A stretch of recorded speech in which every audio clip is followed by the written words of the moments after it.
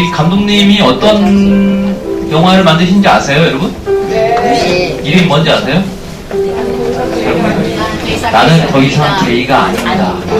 현재 지금 2월 4일 6시 현재 19만 4,816회입니다. 와. 이분이 대단한 분이에요. 예. 우리가 쉽게 만나지는 분이 아닌데, 자, 이 말씀 좀 들어볼까요? 이거 어떻게 만드시겠어요? 네. 제가 뭐 다니면서 강의를 하면서 좀 나누기도 하지만 제가 원래는 그 예능 PD였어요. 네, 예능 PD를 오랫동안 했습니다. 그래서 사실은 뭐 주변에 그 예능 하시는 분들은 원래 그 뭐 또 아시겠지만 스태프들도 그렇고 이 동성애 자들이 많이 있었습니다.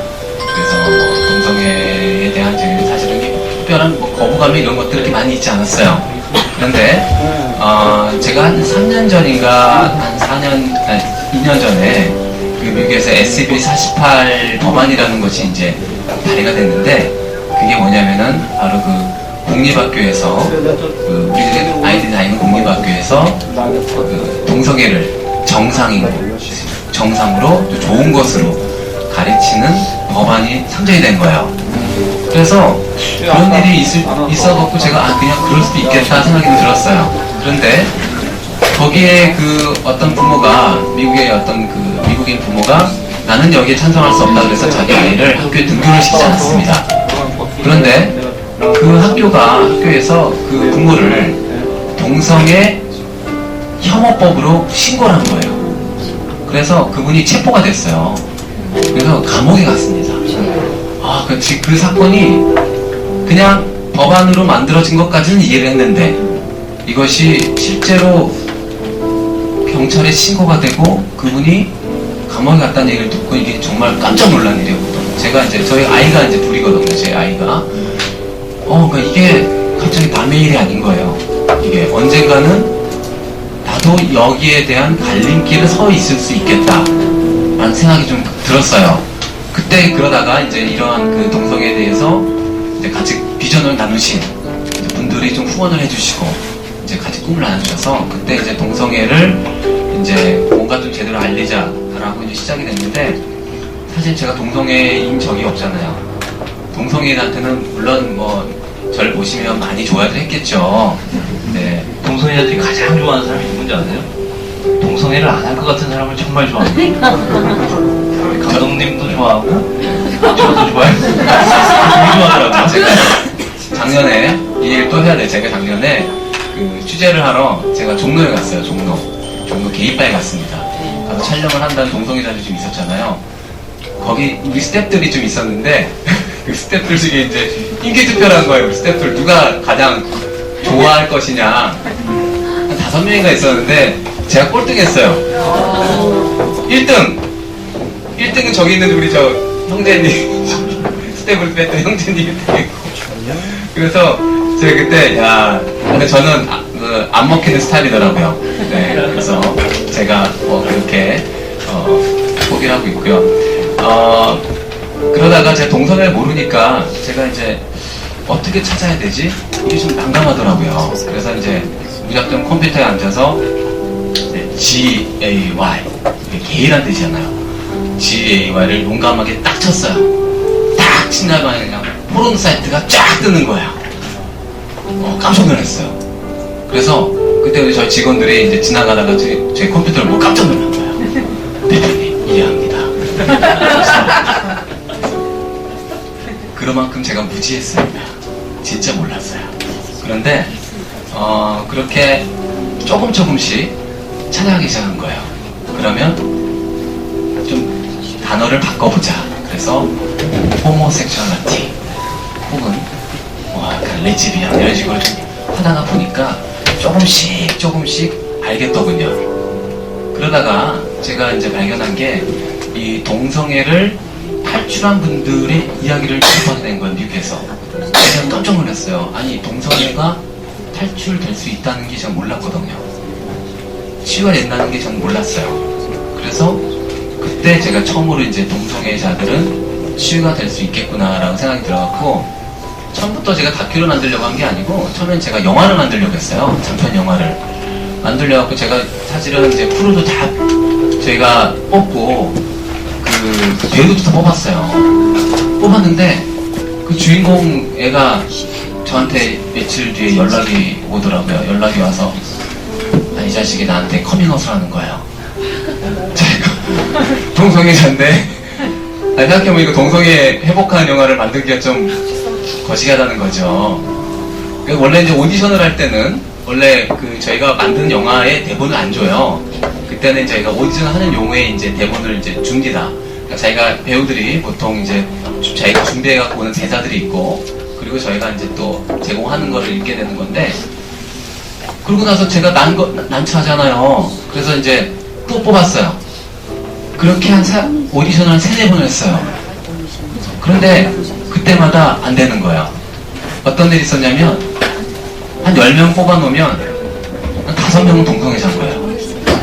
그러니까 이 미국 쪽이 그렇더라고요. 특히 이쪽 영화 쪽이 그렇더라고요.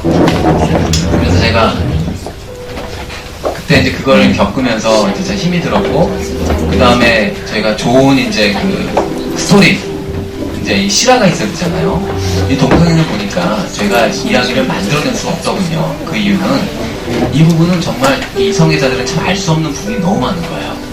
그러니까 창작이라는 게 너무 힘들더라고요. 그래서 그 어떤 실화를 제공한 분들을 만나서 기도하고 또 이분들이 정말로 그 실화가 괜찮은 정말 이분이 정말 본호계 그러니까 예수를 영접한 분인지를 확인을 해야 되겠더라고요. 왜냐면 많은 분들이 이 동성애의 자기 스토리를 파는 사람들이 있어요. 팔고 간증하고 몇 개월 있다가 다 동성애자가 되는 거예요. 그러니까 이게 꼴이 무서워지는 거예요. 그러니까 미국에서는 이 동성애를 탈출했다가 나중에 다시 동성애로 돌아가는 사람들이 있더라고요. 근데 이 사람들이 이미 뭐 간증도 하고 책도 나왔으면 야 정말 동성애는 치료가 안 되는 거구나라고 더 광고를 하는 거예요. 이게 보니까. 그래서 이게 사람들을 만나서 정말 확실한 사람인지 검증을 하는 기간이 더 오래 걸리는 거예요. 그래 검증을 끝났다. 이게 끝났어요. 말을 존댓을 해야 되죠. 네. 그래서 또 이제 막판에 가서 이제 계약하자고요. 계약서 앞에 두고 이분들이 또 힘듦을 주시는 거예요. 그러니까 저희가 좀 감당할 수 없는 돈을 요구를 한다던가 아니면 저희가 도저히 어떻게 할 수 없는 그런 조건들을 요구를 하더라고요. 그래서 제가 그때 그렇게 실패 영화 제작은 한 2년 걸렸는데 한 1년 3개월을 실패만 했어요. 그러니까 안 되는구나. 너무 절망했어요. 왜냐면 동성애는 뭔가를 할 수 있는 부분이 아니구나. 그리고 절망을 하다가 제가 이제 우연한 기회에 어떤 그 목사님을 통해서 전환이 있었습니다. 전환이 있었는데 그걸 뭐였냐면 이게 이제 그 박범 목사님이라고 계세요. 박범 목사님 저희 이제 가장 저를 이렇게 기도해 주시는 한 분이신데 박범 목사님이 야 너 그거 영화보다 영화 좋고 다큐로 해봐. 그렇게 얘기하시는 거예요. 싫더라고요 처음엔. 왜냐면 영화를 목적으로 이렇게 1년 몇 개월을 수많은 돈을 들였는데 근데 제가 다시 기도를 해보니까 동성애는 어떤 마음이 들었냐면 이거는 돌려서 얘기할 게 아니더라고요. 있는 그대로 보여줘야 하는 거예요. 그래서 제가 그때부터 다시 이제 부랴부랴 막 이제 취재를 하기 시작해서 이제 한국에 와서 그때 막 촬영을 하고 그래서 이제 겨우겨우 이제 기도 가운데 엄청 기도를 했어요. 기도하고 어려운 건 있었고 그래서 이제 만들어진 것이 지금까지 왔습니다. 네네. 이 동성애자들의 어떤 그런 심리들 이런 것들을 제 영상을 좀 준비를 했는데 제가 좀 보여드릴게요. 22살에 에이즈 진단을 받은 분이에요. 22살에. 그런데 22세에 에이즈 진단을 받았는데 어떻게 받게 되냐면은 어느 날 막 숨쉬기가 너무 어려운 거예요. 너무 막 숨쉬는 게 힘들고 괴로워서 병원에 가보니까 양쪽에 폐결핵이 왔는데 너무 심하게 온 거예요. 어느 정도 하냐면은 폐결핵이 너무 심해서 늑막염이라고 폐에 물까지 찬 거예요, 이제. 그러니까 이제 폐에 물이 차니까 숨 쉬는 게 어렵죠. 그래서 이제 의사 선생님이 딱 보고, 요새는 이렇게 심한 폐결핵이 없거든요? 이거는 아무래도 에이즈 때문에 폐결핵이 온 것 같다. 이렇게 심하게 온 거 보니까, 이게 정상인은 뭐 이럴 수가 없다 해가지고, 에이즈 검사를 딱 해보니까 에이즈가 맞는 거예요, 이제. 에이즈 때문에 폐결이 온 거예요. 근데 이 친구가, 그러면 조지에 에이즈 진단이 되고, 중증 악성 폐결핵으로 진단이 됐잖아요. 그런데 22살에 에이즈가 진단이 된다는 거는요, 우리가 에이즈의 잠복기 내지 무증상기라고 해가지고 증상이 안 나타나는 거예요. 에이즈 걸려도. 그거 10년으로 봐요. 10년에 무증상기 잠복기가 있는데 22살에 이 친구는 굉장히 심하게 증상이 나왔기 때문에 아마 10년 더 전에 감염이 됐을 거로 생각이 되는데, 짧게 잡아도 10년으로 보면 12살에 에이즈에 걸렸어요. 12살에 에이즈에 걸린 애예요. 아니, 그러면 12살짜리가 어떻게 에이즈에 걸리겠냐고요. 이 친구가 수혈관 갔다든지 그런 적도 없어요. 어떻게 걸렸겠냐고요. 분명히 그것은 집 근처에 남성 동성애자 에이즈 환자가 살았을 거로 추정을 하는 거죠. 그리고 에이즈라는 것이 성관계로 감염될 확률이 0.1에서 1%예요. 0.1에서 1%인데 한 번 성관계를 한다고, 항문 성관계를 한다고 에이즈가 걸릴 확률이 굉장히 떨어지거든요. 그런데 이게 반복이 되면 이제 에이즈에 걸리는 거죠. 그러니까 이 친구는 10대 때 추정되기는 주변에 있는 에이즈에 걸린 남성 동성애자한테 지속적으로 항문 성교를 당한 걸로 생각이 돼요. 그렇게 되는데 얘가 이제 22살에 자기가 에이즈 진단이 탁 나오는 거야, 이제. 그뿐 아니라 결핵도 뭐 되게 안 좋은 결핵에 얘기를 딱 들었는데, 이 친구가 그때 내가 약을 잘 먹어야겠다. 결핵약도 잘 먹고 에이즈약도 잘 먹어가지고 내가 여기서 한번 잘 살아봐야지. 내가 나이가 지금 뭐 22살인데 내가 뭐 이러면 안 되지 라고 했던 게 아니라 그날로 도망을 갔거든요, 병원에서. 왜냐면요, 간단합니다. 얘가 이제 죽고 싶은 거예요. 죽고 싶은 거. 생각해보세요. 내가 꼬마 때 16살 때부터 동네 이상한 놈한테 걸려가지고 그 짓을 당해, 항문에다가. 그리고 얘가 동성애자가 됐어요, 결국에. 그렇게 해서 동성애를 당하면 이제 동성애자가 되거든요. 그래서 이 친구가 동성애자가 돼가지고요, 이제 치료를 거부한 채로 동성애자로 살아요. 다른 남자를 만나가지고 동거생활을 또 해요. 이 사람 저 사람이랑 이렇게 애인을 하는 거예요, 이제 그런 식으로. 왜냐면요, 일단 이 친구는 아까 말씀드린 것처럼 살고 싶은 의지가 없어요. 약을 안 먹잖아요. 없어요. 도망다니는 거예요, 병원을. 그런데 약간 이제 복수심 같은 게 생겼겠죠. 나 이렇게 내가 됐는데, 원하지 않게 됐는데, 또 내가 동성애자가 또 원치 않게 이렇게 됐는데, 약간 그런 어떤 마음이 작용했을 거로 생각이 되고, 실제로 아마 이 친구 때문에 에이즈에 옮은 친구도 있겠죠. 상식적으로 생각해보면은. 그러다가요, 이 친구가 거의 10년 만에 병원에 와요, 10년 만에. 치료받겠다고. 오는 이유가 뭐냐면요, 내가 에이즈 한번 내가 약 잘 먹어가지고, 내가 더 오래 한번 살아봐야겠다. 결핵약도 내가 잘 먹어야지. 이래서 온 게 아니고, 매독이 걸렸는데, 이게 신경 매독이 돼요. 매독이 치료를 안 받으면 매독균이 이 뇌하고 척추를 갉아먹거든요. 이때 통증은 이루 말할 수 없다라고 해요. 그것을 신경 매독이라고 그러는데, 신경 매독이 되니까 얘가 이거는 참을 수가 없는 거예요. 그때 폐결 때문에도 평소에 굉장히 힘들고 숨 못 쉬고 그랬을 텐데, 그것까지 참은 이 친구가 신경 매독은 못 참고, 이거는 이루 안 갖고 오면 모르는 통증이라고 그러거든요, 의학적으로도. 병원에 와보니까 얘가요, 에이즈에다가 결핵이 있는데 다 퍼진 거예요, 몸에. 하다못해 장, 대장, 소장, 그 다음에 비장하고 간까지 결핵균이 가가지고 고름주 모양 이만한 게 비장하고 간에 잡힌 거예요. 사실은 저희가 이 영화를 만들면서 수위 조절에 대한 좀 그런 게 있었어요. 그래서 사실은 지금 보여드리는 것들은 영화에서 나오지 않았지만 제가 이제 다시 이제 못다한 것들을 다시 소개를 해드리려고 이런 내용들이 있었고, 이 동성애를 제가 제작하면서 가장 힘들었던 게 뭐냐면 얼만큼 보여줄 것이냐, 어느 정도까지. 왜냐하면 이게 성적인 거에 대한 이야기가 얼마나 힘드냐면 자기는 은혜 받았다고 하는 간증이 어떤 사람들한테는 그것이 음란하게 다가올 수 있습니다. 굉장히 조심해야 돼요. 그래서 특히 어떠한 성중독, 동성애 이런 이야기들은 분별을 해야 되는데, 그것이 없으면 소위 말해서 음란 마비를 전파해 주는 거예요. 그래서 사실은 이번에 만들면서 제가 그 부분이 좀 가장 힘들었어요. 제가 인터뷰를 하다 보면은 일단 수위가 굉장히 많아요. 진짜 이거를 하면 너무 센세이션할 정도의 인터뷰들이지만 사용을 못 하겠더라고요. 왜냐면 저희는 센세이션한 걸 원하는 게 아니에요. 감독의 입장에선 그게 충격이고 사람들 관심을 가질 수 있을지 몰라도 우리가 하고자 하는 진짜 어떠한 그 동성애를 도움을 주고 싶어하는 분들한테는 또 이게 좀 충격이 될 수 있고, 그 다음에 제가 또 관심 있는 게 아이들이거든요. 우리 아이들이 정말 이걸 보고 예방이 돼야 되니까. 그래서 그런 부분들 좀 있어서 이건 번외편이죠. 네네. 이번 것은 제가 동성애자분들을 이렇게 이야기하면서 제가 좀 그런 부분이 있었어요. 제가 이게 무조건적인 어떠한 정죄 혐오, 사실은 어떠한 정죄 그것보다는 저희가 도대체 이분들이 어떠한 과거를 갖고 있을까가 좀 궁금하더라고요. 그래서 저희들이 참 이런 생각이 듭니다. 저희가 동성애는 정말 반대를 해야 되죠.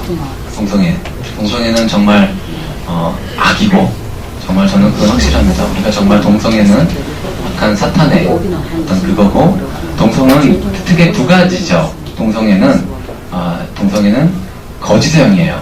그죠? 거짓의 영은 우리가 무엇을 싸웁니까? 네, 진리를 싸워야 되죠. 그 다음에 동성애는 음란의 영이에요.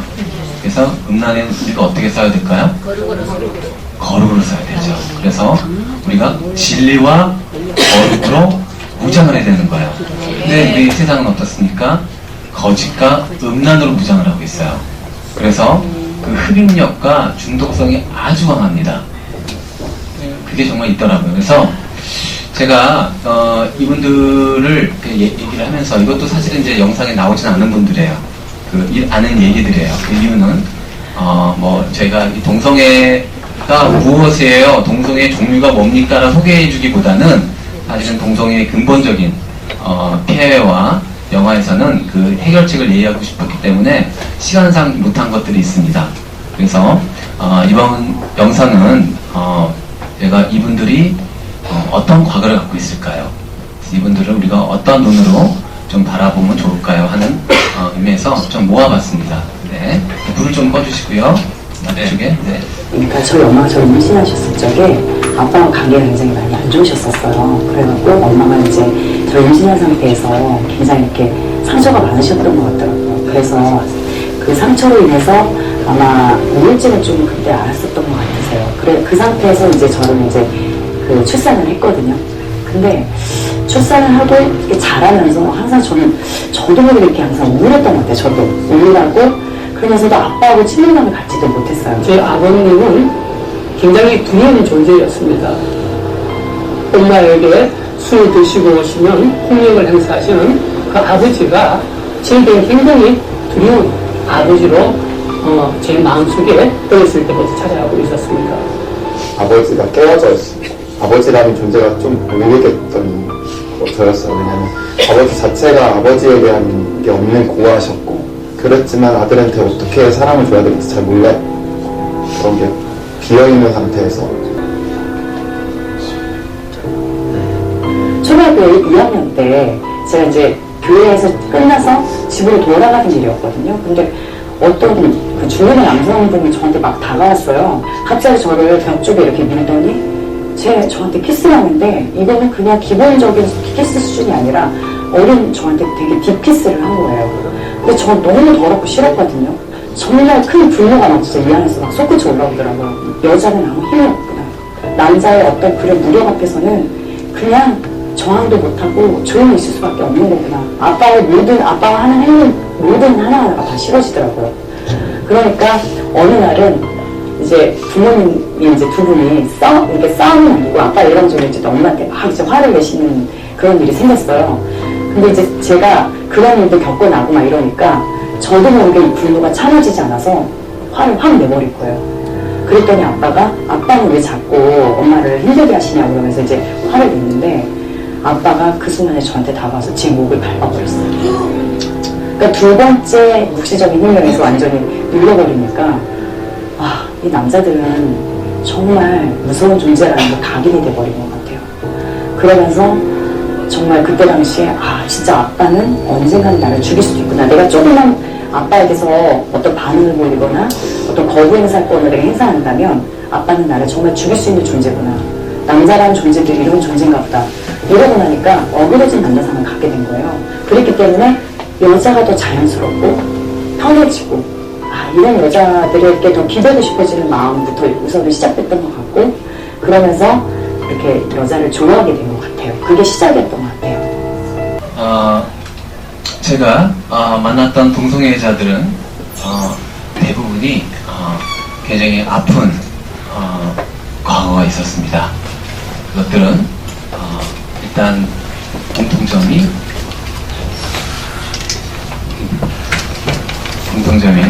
가정의 깨어짐이었어요. 그리고 아버지의 부재, 그리고 어머니의 부재, 그리고 친밀감의 상실이었어요. 제가 참 이상했어요. 아니 동성애와 이거 도대체 성향은 무슨 관계가 있을까 하고 봤더니 그것들이 어떠한 그 깨어진 가정 속에서 채워지지 않은 욕구, 그 사랑을 받고 싶어하는 그런 것들이 베이스가 있다는 걸 알게 됐어요. 그래서 이분들이 그런 그 친밀감이 상실 때문에 그걸 찾기 위해서 그것들이 잘못 발산이 돼서 동성에게 사랑을 느끼는 경우가 있는 걸 알게 됐어요. 물론 다 그런 케이스는 아닙니다. 그리고 아까 영상에 나왔다시피 어떤 분은 어릴 적에 안 좋은 상황을 강간을 당한 거예요, 남자한테. 그래서 그렇게 빠진 사람도 있어요. 이것은 뭐냐면 굉장히 어릴 적부터 이 악한 형태 사로잡혀 있는 걸 봤어요, 환경이. 그래서 저는 이분들에게 그런 걸 해보고 싶었어요. 누군가 우리가 뭐가 필요하냐면 우리가 동성애가 나쁘고 정말 동성애 우리 하면 안 되죠. 하지만 이분들이 탈출하고 싶었을 때 누군가 한 사람 기댈 어깨가 없더라고요. 그래서 이분들이 자살을 하는 거예요. 그래서 우리 크리스찬들이 뭐를 해야 될까 보니까 이분들이 혹시 힘들다고 교회에 와서 우리한테 말할 수 있을지도 몰라요. 그때 우리들이 예수님의 마음으로 이분들이 정말 힘들 때 기대해줄 수 있는 어깨를 제공하면 좋지 않을까. 우리 예수님이 가늠한 여인을 만났죠. 다 돌로 죽이려 했을 때 예수님께서 그걸 막아주셨어요. 그리고 나서 다 가니까 예수님이 그 죄는 가는 음란해 주잖아요. 굉장히 창피한 죄고 드러나면 수치스러운 죄입니다. 근데 예수님이 여자한테 물어봐요. 사람들이 다 어디 갔느냐. 그랬더니 여자가 다 갔네요. 그 예수님이 한마디 하십니다. 나도 너를 정죄하지 아니하노니 너도 가서 다시는 같은 죄를 짓지 마라. 얘기를 하세요. 제가 그 말을 듣고 이것이 어쩌면 우리 예수님이 동성애자를 하는 메시지가 아닌가 싶어요. 우리는 동성애자들도 우리들도 다 용서받을 수 있어요. 근데 문제는 동성애자들은 동성애가 태어났다고 선천적으로 믿고 있기 때문에 회개할 필요가 없는 거예요. 내가 코리안으로 태어났는데 왜 회개를 해요? 그죠? 우리가 흑인으로 태어난 거에 대해서 회개 안 하잖아요. 똑같은 사고방식이 있는 거예요. 내가 동성애자로 태어났기 때문에 회개할 필요가 없는 거죠. 그 말은 회개할 기회를 아예 놓칠 뿐만 아니라 생각을 안 하는 거예요. 제가 불쌍한 게 뭐냐면 이분들이 지옥 가는 거예요. 결국은 못 망가져. 그게 인생 그냥 정신 힘들어져. 그리고 지옥 가는 거예요. 우리가 구원해야겠더라고요. 하지만 세상에 동성애는 확실하게 정말 다시는 하면 안 되는 악한 것이라고 우리가 또 또한 선포를 해야겠죠.